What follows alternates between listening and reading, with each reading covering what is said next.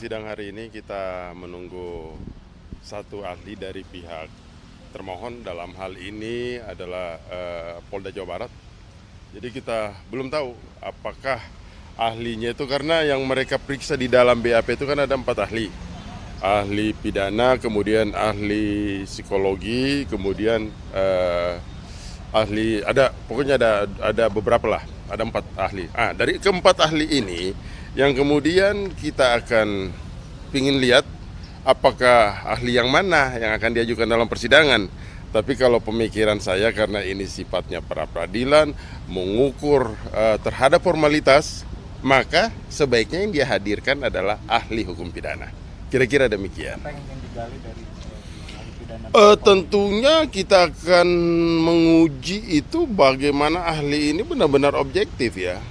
Artinya jangan sampai secara fakta hukum adalah, atau berdasarkan undang-undang adalah, katakanlah analoginya A, tapi ahli ini berbicara di depan persidangan B, itu yang kita jaga. Jadi kalau berbicara terhadap hukum saja dan ada dasarnya, bagi kami is okay.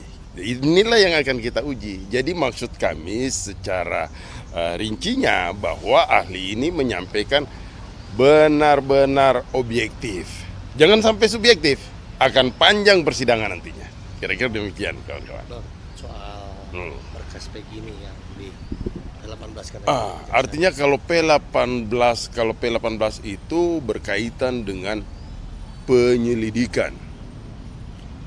Ini berkaitan dengan penyelidikan, maka di sini jelas sekali alasan kemarin kejaksaan juga mengatakan bahwa ini formil materialnya yang harus dipenuhi. Menurut hemat saya, kalau sudah dikirim berkas, kemudian ternyata penyelidikannya masih ada yang kurang, sementara tahapannya sudah tahap penyidikan dan berkas sudah dikirim di kejaksaan, saya sangat menduga bahwa ada bukti yang berkaitan dengan terpenuhinya unsur tidak mampu dilengkapi oleh pihak Polda Jawa Barat. Makanya saya juga sangat yakin apakah ke depannya ini Polda mampu melengkapi bukti itu. Ya kan? Tapi harapan besar kami sampai hari ini bahwa kami meyakini, selaku tim kuasa hukum Peggy Setiawan meyakini bahwa gugatan pra peradilan kami dikabulkan oleh Pengadilan Negeri Bandung. Bang, apa yang Kabit Polda Jawa Barat ahli pidana yang didatang itu malah tempat Polda Jawa Barat? Sekarang begini, silakan saja mereka, ini kan asumsi atau pendapat mereka. Kita tidak mau menanggap itu. Silakan saja kalau dia mengatakan bahwa itu menguntungkan. Pada prinsipnya ahli yang kita hadirkan adalah ahli yang no design. Benar-benar ahli yang kita hadirkan di persidangan, ahli yang objektif. Karena perkara ini saya katakan dari awal, ini benar-benar perkara yang bukan kepentingan kami selaku penasihat hukum. Bukan kepentingan seharusnya bukan kepentingan kepolisian juga.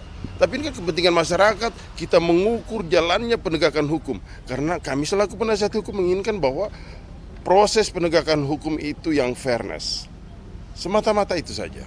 Jadi kita bukan gontok-gontokan, menutupin kesalahan, buat apa? Kita ajukan apa adanya. Makanya mulai dari ahli ataupun saksi, kami itu ringan, tidak ada beban. Semuanya kami sampaikan dengan jelas. Karena tidak ada sama sekali yang kami desain-desain. Nanti kamu saksi harus ngomong begitu. Tidak ada, semuanya ngomong apa adanya, apa yang kamu lihat, apa yang kamu dengar, apa yang kamu alami. Ahli kami sampaikan objektif. Akan panjang persidangan nantinya. Kira-kira demikian kawan-kawan. Soal berkas PG ini yang di 18 kan. Artinya kalau P18 terkait yang pertama terhadap alat bukti. Kita bisa terhadap alat bukti yang mengantarkan Peggy Setiawan. Iya kan, mengantarkan Peggy Setiawan kepada tersangka. Itu yang pasti yang menjadi akan menjadi fokus bagi mereka. Tapi kami pun juga sudah siap. Artinya sampai hari ini persidangan saya katakan belum ada bukti yang diajukan oleh pihak kepolisian yang berkaitan dengan Peggy Setiawan adalah Peggy Peron. Sampai hari ini. Makanya sementara yang kita masukkan di dalam permohonan kami, ini adalah orang yang salah. Ini salah tangkap. Peggy Setiawan bukan Peggy Peron. Seharusnya yang dibuktikan itu. Tapi ini kan yang dibuktikan oleh pihak kepolisian itu akta kelahiran, Kalau bukti suratnya adalah putusan pengadilan narapidana, 8 narapidana itu kan. Kemudian juga ada permohonan gerasi, kemudian juga ada visum korban. Kalau yang kemudian kita maknai kaitannya sama Peggy Setiawan, ya tentu bukti surat ini tidak bermakna apa-apa. Seharusnya bukti surat ini bermakna manakala kepolisian mampu dulu membuktikan bahwa Peggy Peron adalah Peggy Setiawan. Karena di dalam putusan contoh, itu yang masuk adalah Peggy Peron, bukan Peggy Setiawan. Loh ini sekonyong-konyong tiba-tiba dimunculkan bukti putusan pengadilan, ya kan, permohonan gerasi, itu kan bukti orang lain, nggak ada kaitannya sama Peggy Peron. Seharusnya nggak ada kaitannya sama Peggy Setiawan. Harusnya dia buktikan dulu Peggy Setiawan adalah Peggy Peron, buktinya ini bukti suratnya, ini ahlinya, ini saksinya. Kan harusnya begitu, ini kan tidak ada sampai persidangan ini. Padahal inti dari persidangan ini mengukur itu, bukan mengukur lain-lain.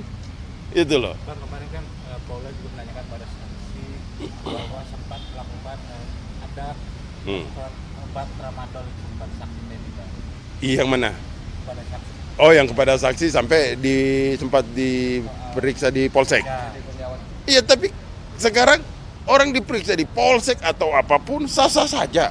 Kalau yang membuktikan dia bersalah adalah melalui putusan pengadilan. Tapi kan saksi itu juga menjelaskan apakah dia ditahan dan sebagainya. Tidak, dia juga dipulangin, gak ada masalah.